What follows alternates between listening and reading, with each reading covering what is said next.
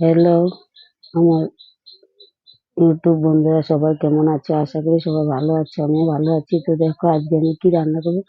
আমি পাকা শসা, পাকা শসাকে আমি মুগ ডাল দিয়ে রান্না করবো। মুগ ডাল,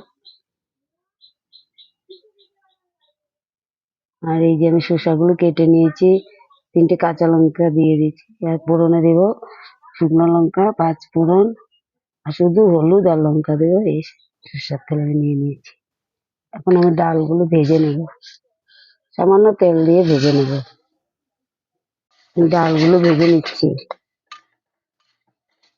এরকম ডালগুলো ভেজে নেব। আমি মুগ ডালটাকে হালকা করে ভেজে নিয়েছি, এখন পরিমাণ মতো জল দিয়ে দেবো।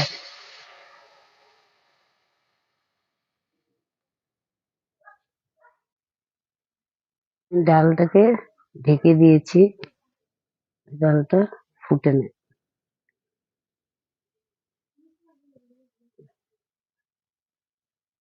এটা ফুটার পরে পরে আমি শসাগুলো দেবো। পরে আমি ডালটাকে না কড়াই থেকে প্রেসারে নিয়ে দিচ্ছি, এখানে ভালো করে সিটি মেরে নেব। কড়াইতে ভালো মতো ফোটে না। আমার ডালটা ফুটে গেছে, এখন আমি নুন আর হলুদটা দিয়ে দেবো।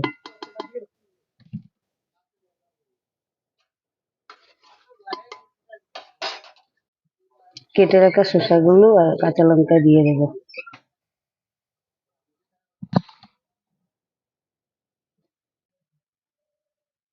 আমার শসার ডালটা সেদ্ধ হয়ে গেছে, এখন আমি সোমবাস দেবো।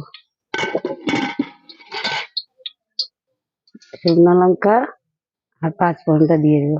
তেলটা আমি আগেই দিয়ে দিয়েছি। ডালটা ঢেলে দেবো।